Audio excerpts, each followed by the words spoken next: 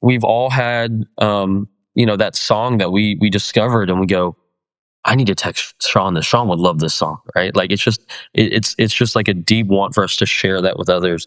And the same thing with wine. We've all had a wine that we're like, man, I wish so and so was here because they would love this. Like they love Chenin Blanc, and this is an amazing Chenin or whatever it is, right?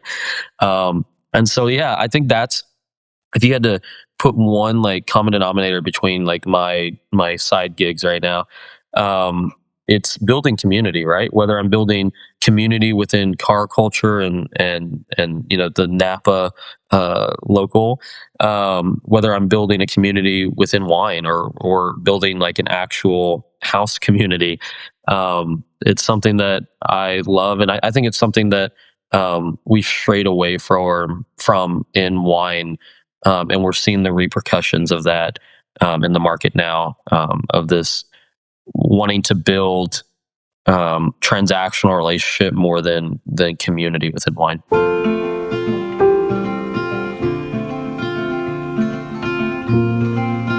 All right, well, welcome everyone back to the Barrels and Roots podcast. My name is Sean Trace. I am your host tonight, and I have an awesome guest with me today. Now, would you like to tell people who you are and a little bit about what you do?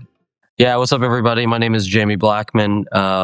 I do several things. So I've always kept my life busy, and that's no exception right now. So I am currently the director of hospitality at Napa Valley Car Club.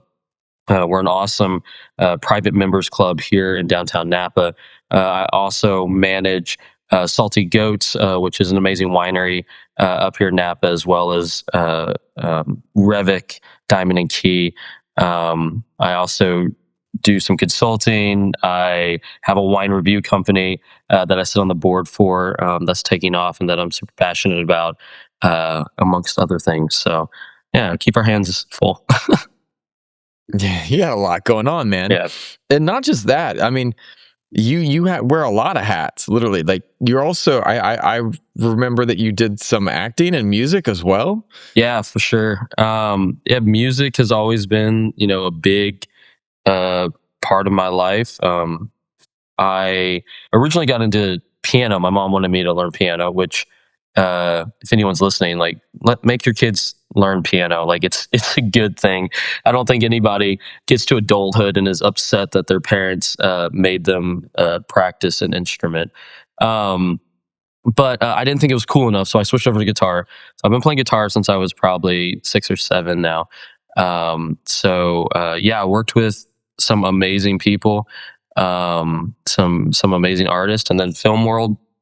Um, it's a small world there too, and so when I was young, I was in some national commercials, and then as I got into college, I found myself on sets of Walking Dead and some Marvel movies and Fast and Furious and whatnot. So I also did some diving with Shark Week, which was cool. So yeah, it's been a fun ride. Yeah, you got a lot going on, man. But it's awesome. Like, how, with all that going on, did you find the world of wine? Yeah, I mean, I could say something poetic and say like the world of wine found me. But it's kind of how it is. People always ask like, how did I end up where I'm at? And I always said that I'm a really poor planner. I'm really bad at having like a single 10-year goal and like hitting that. I just take life one step at a time, and then you look back and you're down the road that you chose. So wine was something that was offered to me in college. So I went to Auburn University. War Eagle to anyone out there, and we have a huge wine program. We're one of just a few universities in the world that have a master somm on staff, and so the university has some amazing programs for its students. All of my sommeliers were paid for by the university. But the precipice was, they offered an intro somm course through the quartermaster sommeliers, and it was free, and it's an elective, and why not? You could take bowling, or you could go drink wine at 4 o'clock on a Friday with some friends. So that's where it kind of began. And I will say, prior to the sommelier side of things, I'd always been fascinated by the general world of wine. My dad's side of the family has a lot of agriculture in it, so I always grew up with the respect of like how hard it is to get something from soil to your plate. And wine is no Hmm. different. I think there's a lot of things that are over romanticized about our industry, but I think one of those things that is not over romanticized is how hard uh, manual laborers work to get that grape from the soil into your bottle. So I love that, man. yeah, Well, I wanted to ask you this because, you know, you have also the car club you do. How do you keep like balance between all these things? yeah. So anyone who's like directly in my life knows that in my truck outside, I have like 4 different physical folder boxes. And so I always say like I have to keep everything in my mind mentally compartmentalized and physically compartmentalized. So I can go in there for any various company and I can open up my file box. I have all my notes and files and performa and P&Ls and anything I would need for that. I'll also say that I've kind of built um, my work in a way that's like very synergistic. So you know, I'm here in Napa Valley. The car club puts me in a circle with a lot of winemakers, a lot of winery owners, with a lot of um, tech founders and entrepreneurs, and just smart, driven people. And then that helps me kind of in the world of wine. And then I forgot to mention another one. I'm the director of strategic partnerships for a luxury developer called Dotto here in Napa. So the Vineyard Estates is one of our big projects right now. So that kind of moves into my real estate side. And yeah, it's a very like circular thing right now. Everything kind of feeds into each other. If I'm going to, you know, a black tie gala, we have Unified actually at the end of the month up in Sacramento. It's the largest wine symposium in the world, even bigger than Paris. And so, like, I can be there for wine, but then people talk about Napa and they talk about hobbies. Like, oh, well, we have an amazing, you know, car club, members only space downtown Napa, and you know, it kind of works together so far. So, not overwhelmed yet, but I think I'm at the limit of what I can add to my little teeter totter right now. It's beautiful because, you know, you have all these different things going on, but it sounds like you're passionate about all of them.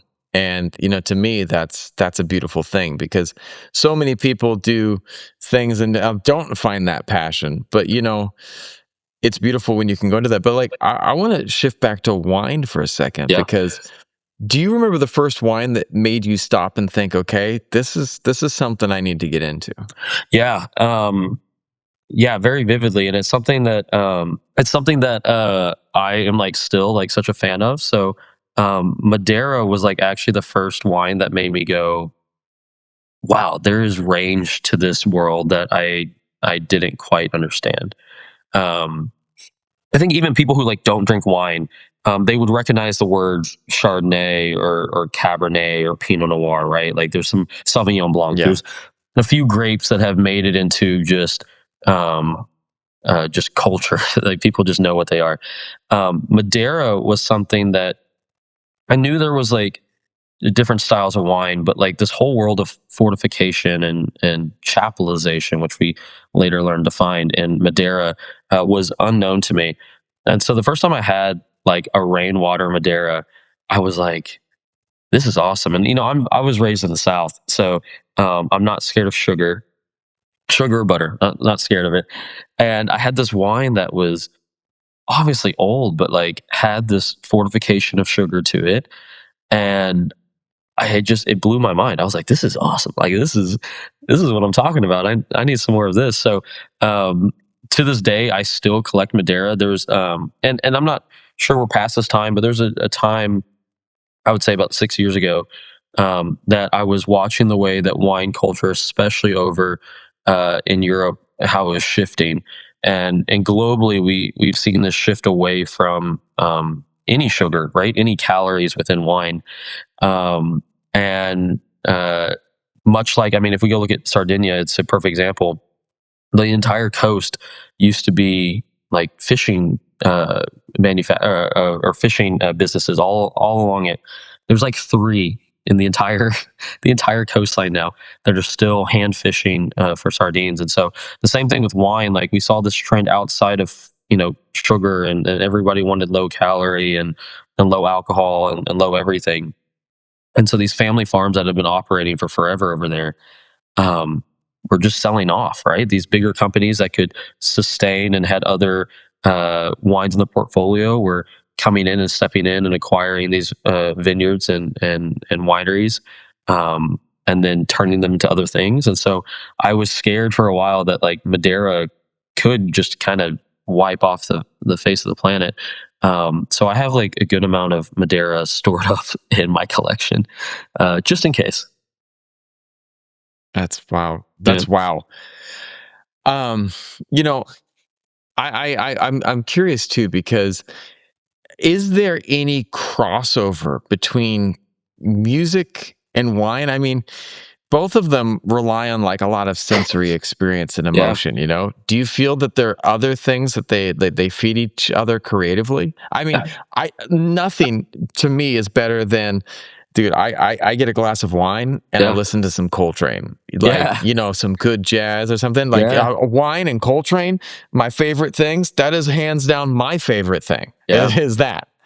Yeah, I think there's so many. I was a part of a winery called Tarpon Cellars a few years ago, um, and something that we pushed really hard with in that winery was this correlation between not just art and music and wine, but just like all the arts, right? Like all this creative expression and how it creates community and binds us together. So, yeah, I mean, um, music, wine, they're both very personal things, right? There's a song that, we could put on that might make you emotional, might make you tear up because it reminds you of X, Y, and Z in your life. And for me, it does nothing, and vice versa. Right. There's music that you think is just amazing and you love. And I would say, man, it's just not for me. Um, and ultimately there's music is something that we love to share together, right? Like I always say that Yeah. if we go back and we think about like the best food we've ever had, the best cocktail we've ever had, the best concert we've ever been to, the best wine we've ever had, um, we naturally think about the people that we are with and the situation around that, right? Yes. Oh, I went to that Yes. concert with my dad. I went to that dinner with my wife. I went to that, or I had that wine with my best friends in Spain. Like whatever it is, it ties us to those memories, and I think that's so powerful. So yeah, I think there's so many things to put together and with wine and music, but I also think they should be enjoyed together. I think there's something beautiful about some good jazz and or blues. I'm a big blues guy, and Right. a nice glass of Cab Franc, and just sit alone with your thoughts and think and process. And I think too many people are scared to sit alone with their thoughts. So wine and music is a good place to do that. I love that. And and it's like I'm just still fascinated by all the hats you wear. Like when Yeah. you walk into a room as a som versus a performer versus a business person, is the energy different? Or like you have those different boxes in the car. Do you have to like put a different hat on energetically when you walk into a room? Or is it all just part of who you are?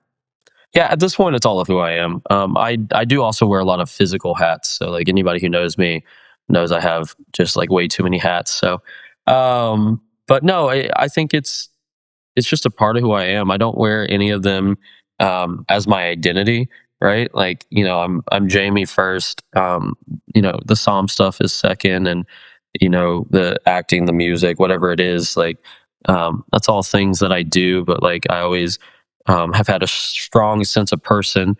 So yeah, it doesn't feel too much like putting on different hats when I'm into these different rooms, especially because of like even like things like this, like when I'm seeing friends for the first time in a long time, they want to know all the things, right? It's not like, oh, how's wine specifically, or how's the car club specifically, or how's real estate specifically. It's like, hey, just catch me up, like what's been going on. Yeah. Yeah, trying to like keep that balance in life, and not letting any one thing define me, but just letting all these little things be part of who I am as a person. It's awesome, man. And the beauty of wine is that there's just so much to it. And I mean, but you also touched on that, like the community of it, of both wine and music. Yeah, You go to a great concert, you don't think about, maybe you remember all the songs, but you remember about hearing the songs of the people that you were with. yeah, It's this group. And I mean, and that's like the beauty of what you are doing with the car club or these other things. There's this community yeah, that becomes something bigger. And I mean, and that's one of the things that separates wines out from many other drinks. It's like, again, you go to the club and you have a cocktail, or that's your cocktail, and it yeah, might be great. But when you go to a place and you're having wine with, you're opening a bottle together, and there's yeah, the story of the wine, and it's the story of what you've got going on, yeah. and that's a beautiful, powerful thing. Yeah, it's a sharing moment, right? Like we've all had that song that we discovered, and we go, I need to text Sean this. Sean would love this song, right? Like Hmm.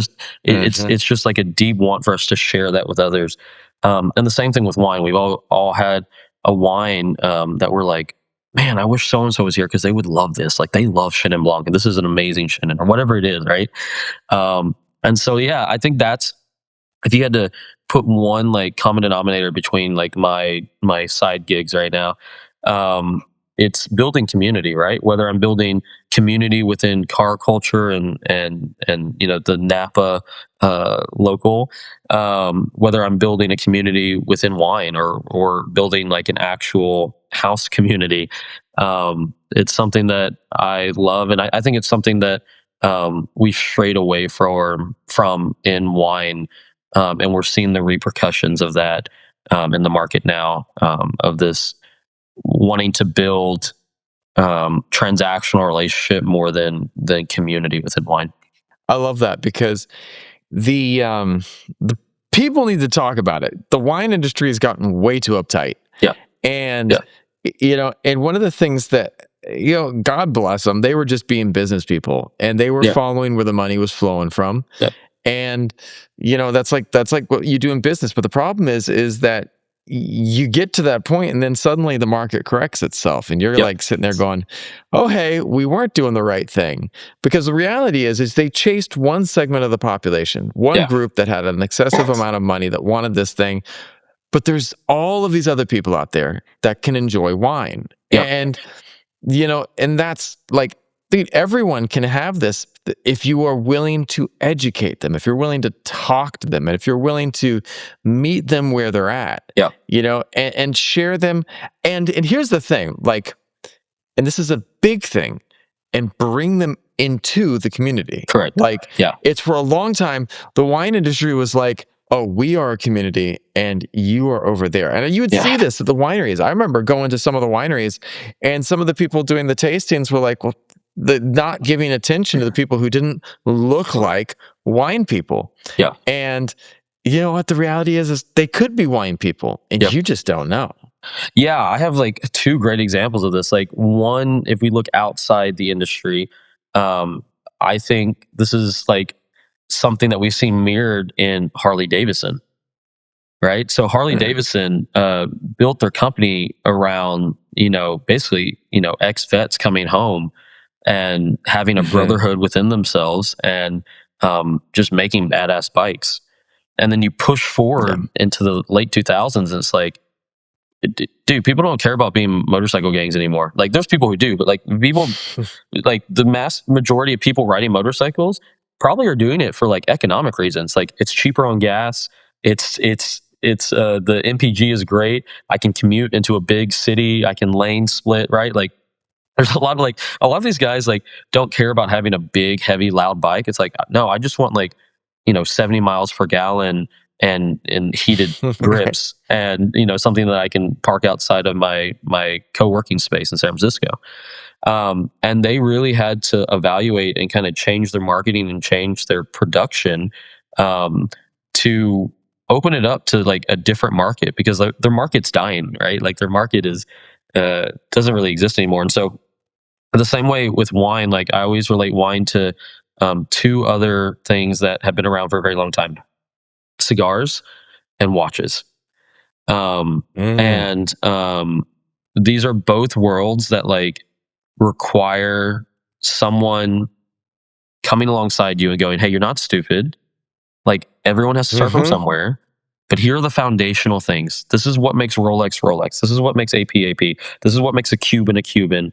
And this is right." Like, because I remember the first time I walked into a Yeah. cigar lounge, I was older than probably most people are when they walk in. I was in my late 20s if the first time I stepped in a cigar lounge, and they have this wall of just thousands of cigars, and I was like, "Oh, this is what it feels like to come into the wine world." I was like, I feel like an idiot. Like I'm just like, I'm looking at things, but I have no idea what I'm looking at. I'm just like pretending that I'm like Yeah. searching.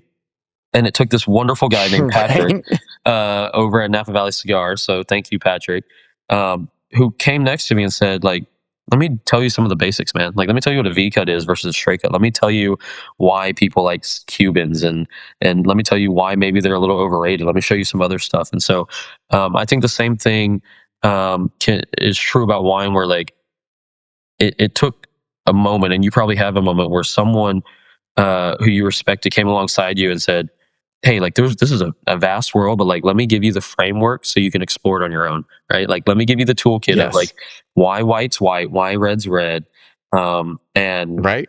and here's some basic frameworks, and like go explore. You have all the tools you need now to like have your own journey." And again, when I talked about it before, like I think wine became very transactional in the sense that like, um, obviously we Yes. need to sell wine to make money. Um, but we started worrying about wholesale and mass distribution a little bit more about a little bit more than like the community that is actually buying the wine. So yeah, I'm a big advocate of this, and trying to do my little part to change the industry as we go along. So The problem with transactional relationships is that they don't view the value of connectivity yeah, and network yeah, and the overall balance of things. So, like, if you're focusing on, is this person going to convert? Is this person going to buy, you know, $200 bottle of wine or yep, whatever? yep. I'm reminded of this scene in I can't remember what movie it was. It had DMX in it, and he shows up. I think it was like Play It to the Bone or something, and it was like DMX and Jet Li, Yeah, and like super weird combination, but like DMX rolls up into this one place. They're going to buy a Ferrari. They don't realize that he's got all this I money, remember. Yes, and yeah. I'm. It's coming and the back to me guy's now. like, Yeah, yeah, he's like playing the radio, and he's like, and he's like so loud. The guy's like, turn it down. yep. And the guy's like, can we get the keys for this? And he's like, you can't turn that car on. And the other guy across the room Yeah, tossed tosses him the the keys. keys. He Yep, gets it, toss him the keys, turns the car on. And he's yeah, like, I'll buy it. You know what I mean? yep, When you look at someone, you don't understand that that person might be someone else, or they might be someone else in the future. Now, yeah, where I'm getting at, and I've had this on my podcast. I had someone on this podcast that I invited on, and they sent me the most transactional message. And it was just like belittling, like, I'm not going to come on. You're not big enough for me. You're not this. It's just yeah, like, all right, dude, you don't got to rub it in. And that's okay. It's yeah, okay to have a way that you look at things. yep, But when you do that, whether you're a winery or something else, you're cutting out one important thing, and that's opportunity. yep, You don't know what could happen from that connectivity, yep, And I think that people are waking up to it. And most of the people I'm talking to in the yeah, wine industry seem to get it. They seem to be like, wine is a bunch of farmers, yep, and they're just, they were just making this wonderful, delicious drink that makes you feel tipsy. yep, And there's a lot of nuance to it, and it's yep, wonderful. But we have to get back to just helping people discover it, and yeah. which leads to my question. Like, what drew you to the world of wine specifically? Not just drinking wine, but guiding others through it? Yeah, I think like answering that question kind of pulls back to what we were just previously talking about. But like for me, it's always been like just a genuine love of people and like connection. So Oh yeah. so like I'll take it even a step further than you took it. Like it's not only important like in a tasting room scenario of like, oh, like you don't know what opportunity you missed. Um, if you're not serving that person who looks like they're not a wine person or doesn't look like they have money, I would take it a step further and say like, I don't care if they have money. Like you're missing an opportunity to share a moment of learning and experience with somebody, right? Regardless if they buy wine or Yeah. not. And I think that's what's been different about me and my career, and the reason why I have so many great relationships within the valley and within the country, is it never was about the money, the sale, or the potential of what you could do for me. It was always about like, no, I just care about you as a person. Like you don't have to buy anything. And if you ever met me in a tasting room back in earlier in my career, he'd hear me say it all the time. Where I was like, this is not a hard sell. Like you don't have to buy anything from me, right? That's not why I'm here. If you can have some wine, learn something new, and leave with a great experience, that's a win in my book. Regardless if you buy a case or a bottle or anything from me, I'm going to treat you the exact same because I genuinely am just here for you. So, yeah, I think that's really like um, what's changed my career from others. And with the staffs that I built in different businesses, I always said like I can teach you to like sell wine. I can teach you how to work a POS system. I can teach you about cars. I can teach you about real estate. I can teach you about whatever, but I can't teach you to care about others genuinely. And so like whenever Yeah. I built teams, like that was the number one thing on my list. It wasn't that you had a degree. It's not that you had a lot of work experience. It's not that you stay at least 6 months or a year at certain places. It's like in the interviews, like, do you care about people? Can you like, do you care about like, I'm going to say something, at the beginning of the conversation and we're going to go to the end 45 minutes later. Like, do you remember any of that? Or like, was it just a transactional thing of like, I need a job or whatever it is. Right. So, and forgive me, repeat the last question that you had. I kind of went on a No. tangent there. Oh, dude, I'm following the tangent. I love it. I was like asking you what got you into the world of wine, but Yep. it was a great tangent. But like, how do you think we can get other people into the world of wine? How can we bring these people in? Yeah. I think it's active participation for all of us who are already in the circle of wine, right? Like, it's one of those things of like, let's stop making people feel like they have to break in and like just open the door, right?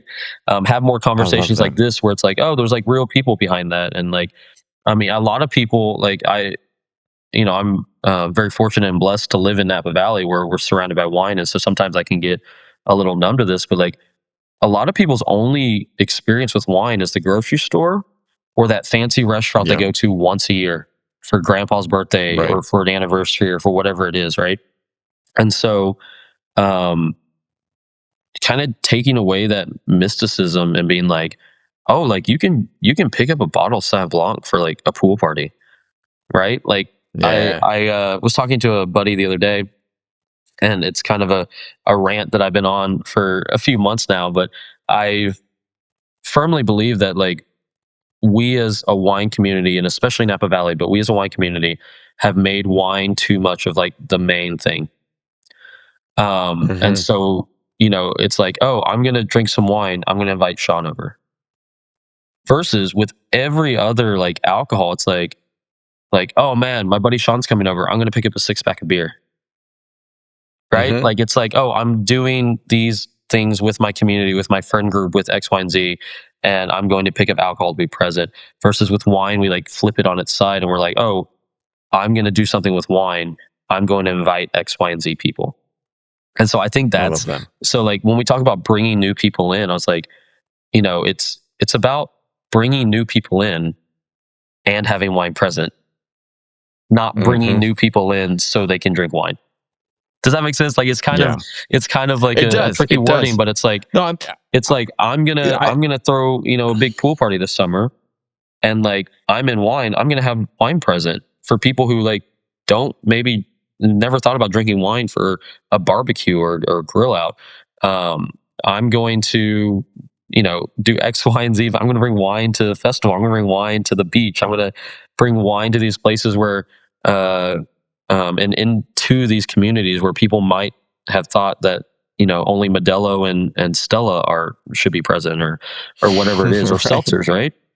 Um, and Right. then you remove some of that mysticism. You go, oh, like it's again, it's just like that guy who maybe is wearing a 3-piece suit, and that was me the other night at a gala.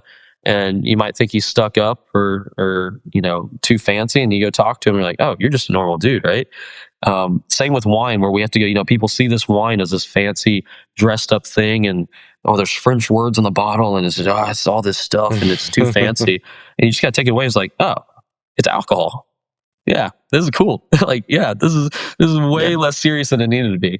And I always say time and Right. place. There's a place for education. There's a place if you want to dive in and talk about our Grand Cruise. If you want to talk about Ramato wines from northern Italy, like there's a space that we can do that.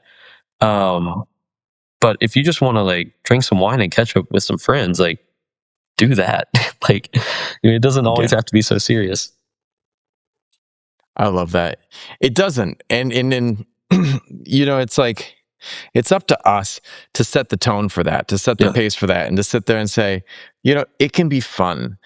It's like, but you have to guide people. We yeah, need more guides. We need more yeah, people. But I mean, this is the cool thing is like, I think that there's a misconception about what the guide needs to look and act like. yeah. Movies do a disjustice to like sommeliers and to Yep. like, I mean, what was it? The movie Sideways. I thought that Yeah. movie was weird as hell. Yeah. And I was just like Giamatti. watching that movie, and Yeah. Paul Giamatti, and I just didn't like the movie. And not that because I hate it, because like it reinforced that wine is uptight. Wine Yeah. people are uptight because Paul Giamatti's uptight. But I was like, all the sommeliers I knew were just cool as hell. Yeah. They were just cool, chill people. And they Yeah. didn't look like that. And that's the other thing too. Like I feel like, in pop culture, like they think the Psalm is this guy who comes out, he's got this special suit. It's like super fancy or Yep. something. It's like maybe a Psalm's wearing a suit, but maybe sometimes a Psalm's dressed not. Like they're just a person who's an educator, who's a Yep. teacher, who can guide you on the path. It's Yeah. like Shifu, show me the way. Yeah. I always like call myself, or not always, but like someone called me the wine Sherpa the other day, and so like I thought it was funny of like The this wine this shirt, idea but of like that's a just a right. guide, right? Like someone uh coming up and guiding you through the world of wine. Um, our master somm at Auburn University is Thomas Price. He was the first Black master somm in history, and I love Thomas because like Thomas can play the part. He can put the suit on. He's literally the best of the best. Um, but I've also like had like just tacos and random wine at 1 a.m. with Thomas while he's wearing a Wu-Tang shirt. And like I think if people like Exactly. actually saw behind the curtain and saw like what most psalms look like, especially like outside of the ones like who are working on the floor of a restaurant, they'd be like, oh wow, this is like just the nerdiest group of people on the planet. Like they're just like the weird, like they would like Psalms, if you got us all together, like would not be the cool people in the room. You'd be like, oh, that's the chess club. Like they're and if you are watching this and you love chess, great for you. I am really bad at it, so no offense to chess club, but no, Psalms are like just weird nerdy people. And so again, that mysticism of like you see him on a restaurant floor in a suit and is all suave. It's like no, like that dude's lame. I promise. He's playing Mario I Kart when he love gets that, home. man. Yeah. Well, is there a wine region, varietal, or producer that like you like more than others? Yeah, I mean, I feel like we all, we're honest, have favorites. I love, I love Northern France. And I love like Alsace Lorraine. I love Germany. Um, and a recent love, and that's been like from the beginning. Like I've always been a Gewürztraminer, a Riesling, like Pinot Blanc. Like I love that. But recently, in the past like 2 years, Bolivian wines have really like Hmm. come onto my radar. they've been making wines down there for a very long time, and they're making like just stellar wines right now, Hmm. at really amazing price points. So like, yeah, I've been really like intrigued in that world and love that world. But historically, um, love like northern France, and I love border countries to begin with, like not just from a wine standpoint, but food as well. I think if we look across the world, um, border countries and border areas are where, um, we see culture colliding, and we see these like beautiful mixes of both, right? So like within the United States, Tex-Mex is probably one of the best examples of that. Like you look at like, Right. the influence of Texas and Mexico, and it gave us just white queso dip, which is the most beautiful thing in the world, and just a whole new genre of food, right? And we look at Alsace-Lorraine, we see this French side, we see this German side, and so we see like Yeah. super traditional like German grapes like Riesling and Gewürztraminer, and then you see like Pinot Blanc and Pinot Gris from France, and then Alsace is like, oh, we're gonna put them all into one bottle and make this Alsatian blend with all four of those grapes, and it's gonna be honeysuckle and fruity but high acid, and like it just is the best of both worlds. And so yeah, love my border areas for sure. That's awesome, man. One of the things too is like, I think that um, with wine, there's so many misunderstandings. People will think about, you know, and I think that it's like whether it be a pairing or and I think some of the wine education styles don't help with it Yeah, because they they are like, overemphasize. In my opinion, I think they overemphasize the glass, overemphasize. I mean, a great glass I know is yeah, very important for it, but like when you start getting into all the nitty gritty, instead of just tasting the wine, I think that like getting people the experience, like to really say, what, try these different varietals yeah, and really have that, because I know for me, when I started getting into wine, I felt intimidated. Like, hang on, if I don't have the right glass, can I drink? If I yeah, don't have this, can I do it? Do I have the ability to taste all this stuff? And the terminology was like wild for me. It's always been wild for me because it's yeah, like, oh, this has hints of this and this and this. And I was like, why the fuck does it have hints of that? Is that in there? yeah, Are they putting those things in the wine? And to me, it's just like, I wish that we could have a book like that was like stupid questions that people ask about wine and it's okay to ask them. yeah. Like to me, that would be the best book ever for getting people in the door for wine. I Like these are think the stupid questions and they're good. yeah, I think what you hinted at is like, um, kind of a good topic to hit on. Of like, I think wine is one of the few uh industries that like we on the inside kind of have this unspoken expectation that like anyone who enjoys it does it professionally. Because everything that you just Right? mentioned was on a professional aspect. So like for anyone listening, does glassware change your experience of wine tasting? Absolutely. Um, is there a reason why we smell the way that we do, the way that we view wine, the way that we dissect wine? Absolutely. Um, do you need to do that to enjoy wine? Absolutely not. Right? Like, when I was studying for my psalms and going through them, which everyone will attest to, like, blind tasting within the quartermaster sommeliers is something that we have to pass.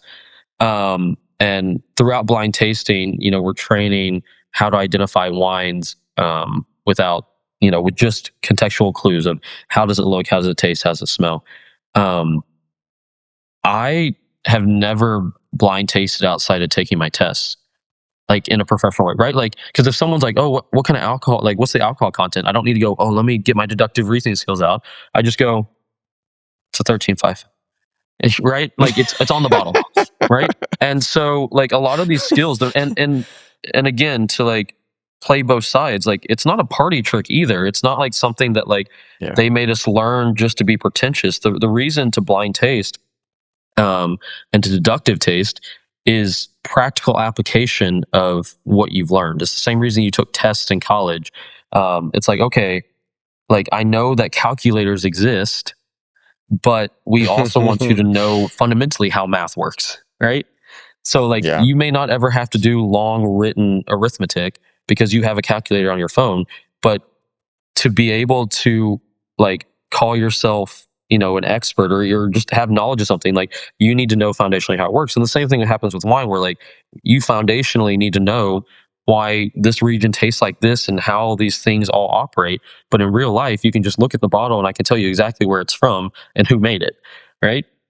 And so again, within wine world, I think we have this expectation that the people who are drinking it do it from like a professional level. Like, oh, you need the right glassware. Oh, you need the right setting. Oh, you need the right.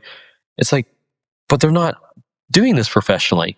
Like, just drink the wine. Like, put it in a glass. Put in whatever you want. Right. I think that's also hurting the industry a little bit, where, people have this expectation, and even companies, like they're like, hey, you have to drink it X, Y, and Z way. No other Yeah. product do we do that. No other product. Like, you imagine if, Right. like, the only other people that I can think of like this is kind of like Ferrari, where they're like, oh, if you painted a color we don't like, we're going to send you a cease and desist, right? Um, and what happens? They sell less cars, right? Versus Lamborghinis over here, like, do whatever you want. Put underglow on it, put 3 wings on it. Like, we don't care. Like, that's awesome. And I think wine needs to get a little bit more into that section of the industry where it's like, put it in a glass, put it in a red Solo cup, put fruit in it, put ice in it. Like, Yes. would I do that? Maybe not, but I'm not drinking it. Like, like I've always used the analogy of life's like a restaurant, right? Like, order what you want and don't worry about what other people are eating. Like, like you imagine that, and then the world of wine is just like that, where it's a bunch of somms and people who are sitting at a table and they can't even enjoy their meal because they're just like, he got the chicken. He shouldn't have gotten the chicken. The steak's way better than chicken. Oh, this guy over here, Right. it's like, don't worry, like eat your food, man. Like it's not, what they do does not affect you. And so, again, time and place for everything. Is there professional ways of drinking wine and enjoying wine? Absolutely. Does that apply to 99% of people? No. No. Just drink your wine. I had right. I had my father-in-law, and he had like, yes, he's super into motorcycles. And the cool part is he gets a lot of great motorcycles that he Yeah. restores, and he has them here. And he's like, go ahead and ride that. I'm like, awesome. So I always have multiple sets of great vintage and modern motorcycles to ride. They're small scooter size, but they're still great. Yeah, I love it. Now it's awesome, man. But when once my mother-in-law was complaining, and she's like, he won't ever sell any of his bikes. And we've got like 30. He had like, at one point in time, he had 32 motorcycles downstairs. Sounds like a And my good guy. mother-in-law is, oh, dude, you have no idea. He's awesome. He's a bit of a grump, but he's like, when he was, he's like, all right, we got to put some of them online. And so my mother-in-law was like, you help him list them for sale. I'm like, why is this my responsibility? I don't want to get in the middle of this. This is something this man loves. We don't need to mess with this. Yep. And it's funny because when people were calling in to ask about the bikes, they're like, hey, I want to talk to you about this bike. He just became a total asshole and drove them all away. It's like, and like my mother-in-law was like, why didn't you sell that guy the bike? He wanted the bike. He's like, he wouldn't have respected it. He wouldn't have understood the nuances of that bike. And he wasn't wrong. But at the same time, that's what the wine industry is doing. Like, they're like, this pretense, this pretentious nature is coming from inside, as everyone who's inside is like, are you cool? It's like the cool kids, but like, and I'm going to hate on it. I'm going to throw a little shade that like, I was like, at my school, we had the cool kids, but they were in the uncool group. It was kind of comical at that. It's like, they were in this really nerdy group, and not hating on them, but they were in this really nerdy group, but they thought they were super cool. And it just became more weird as they went along. But yeah, cool or not, it's high school. It doesn't even matter. But like, point being is they just became really, really pretentious. And they were like, and other people were like, oh, hey, we like what you guys are doing. Can we join? And they're like, no, you're not cool enough to do this. And it was just like, there's a certain point where you suffocate yourself when you do that. Yeah. And and we've gotten that place with wine where it's like, it's like, oh, using your father-in-law as an example, it's like, oh, why aren't we selling wine? it's like what every person that wants to buy it, you like belittle and tell them they're doing it wrong. So like eventually they're Right. like, cool. Like White Claw's literal motto is there's no law with the cloth. They're like, do whatever you want with it, right? And over here, with wine, it's like, oh, I'll print you off a PDF of like steps to enjoy and the process to like enjoy your wine. It's like, yeah, I'm gonna go with the thing that said I had no rules, and I can do whatever I want. So, yeah, it's funny when like you take a step back and people are like, oh, like why is wine? Like why aren't we selling wine? I'm like, I see it. Like, do you not see it? Like, you're creating so many parameters around this, um, and again, to like using your father-in-law, there's people who like would have the stance of like, I would rather not sell it than someone not appreciate it correctly. It's Right. like That's it. it's- It's it. That's it. It's like you go up there. I had so one of the things is like irony.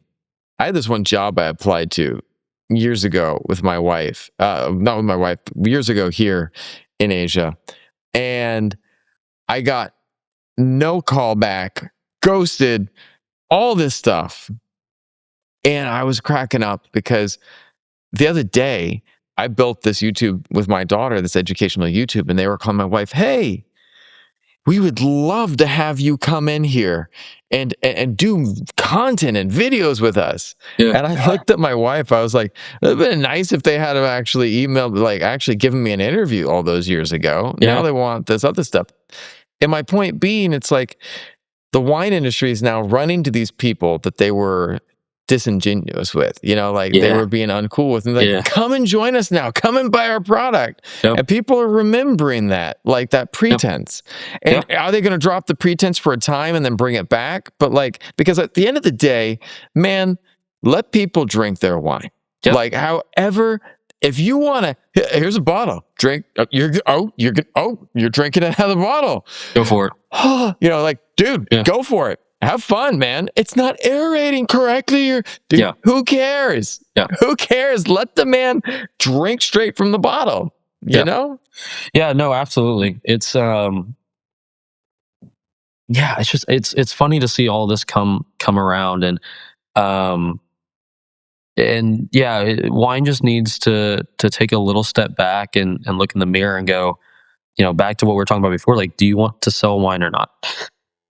Right? Right? Like what do you care more about? Do you care about your people enjoying it at that specific degree temperature that you want them to enjoy it at, or do you want people just to enjoy it and to buy your product? And again, I think once you start putting all these parameters around it, and it becomes something where people go, I just don't even want to, like, I don't even care anymore, right? I just don't care anymore. Beer's Right. never asked that from me. Tequila's never asked for that from me. Vodka has never asked for that from me. Seltzers have never asked that from me. And you guys are more expensive anyway, so I'm just going to go back over to this camp, right? And it reminds me, you're saying that, it reminds me of an Office episode where Michael and Pam and I think Oscar go to a job fair, and they're trying to find some interns for the business. And Michael is just like, every person that comes, he's trying to be super selective, and he's like, oh no, he's like, oh, I'm interested in this, and he's like, no, you wouldn't like this, probably, you should go down there and talk to these guys or whatever. And it comes to the end of the day, and they have 0 people signed up for interns. They have no internship potential. And so then he goes back to those same people, and he was like, oh man, like, you hadn't come back. We were really interested, and we'd love to offer you an internship. And the kid's like, you called me ugly and fat. Like, he's like, oh no, I didn't mean that. I just right. And that's like kind of like this idea of what we've done in wine, where we're like, yeah, you weren't buying my wine. Like, look how cool we are. Like, we changed our label a little bit. Like, come back to us. I was like, you told us we're stupid, and like, we're drinking your product wrong, and like, not doing things right. So like, I don't know. We're over here. Like, I've already accepted, found my place over here. So good luck finding someone else. So Right. yeah. Anyway, it's just that vision came to my head when you were saying that. Anytime we can reference The Office, I know. it's a good time. That's awesome, man. I love it, and I think that um, it is exactly that. It is that there's this thing, but I think that what I'm happy about is that there is a good group in the wine industry that is starting to see this, to try to get this clarity and to say, hey, you know what? Maybe we should interact with people differently and give them what they want. Give Yeah. them the ability to connect and to come up and have a great experience, and make it more like the Idiot's Guide to Wine. Yep. And I mean, and I would want to say, people that are listening that want to get into wine, it's not all like this. There are great people in great wineries that you show up and go, you know what? I don't know anything. And they're going to be like, Yeah. that's okay. We're Absolutely. here and we are going to work with you, and we're still going to give you a great time. Yep. Come on up, come and experience it. Yep. And we're seeing that more and more in the valley. So like that is like, it's not all bad news. Like we're seeing um a lot of the valley change in that way for the better. Um but I think it comes down to kind of what I talked about at the beginning with myself of like, okay, are you putting on a facade? Are you changing because you're being forced to? Or do you really see that like, hey, like we could take this a little less seriously, right? Like, do you genuinely care about people, or do you genuinely care about pushing your sales higher? So we're going to change X, Y, and Z about the company to push sales. Um, and I think people we need to give humans more credit that they can see through.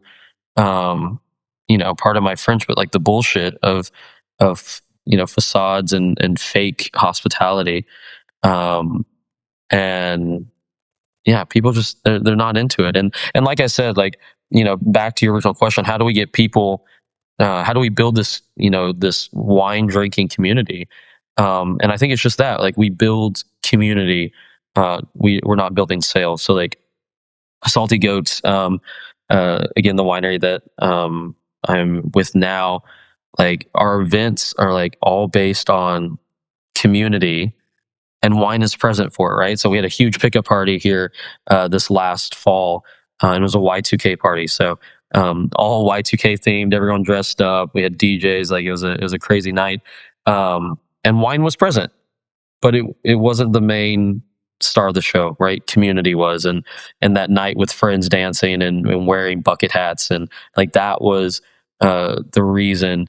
And we just happened to have some cool wine with it, and so as we see more of that happen in the valley, and we are seeing it, we're like, hey, like let's throw a concert, let's throw a rave, let's throw a house party, let's just do a giant picnic, whatever it is. Let's bring the community in for an event, and wine will be present. Not wine is the reason why we're gathering. I think that's where we're going to see a shift in the market. And yeah, we're doing our best to make it happen. So Yeah, man. Where can people find out more about you and what you do? yeah, so I don't really have a lot of social media, but Instagram's my big one. That's the one I subscribe to. So I feel like the more I talk out loud, the older I sound. I had some kids call me Unk the other day, so I think I don't know. I think I'm getting old, guys. I don't know, but yeah, Instagram is the main place to find out about all my side quests in life. Feel free to reach out to me there too. I love talking to people. So yeah, I have Salty Goats there. I have some of the other projects that I'm a part of, and if you like cars and wine, it's a good page to follow. So.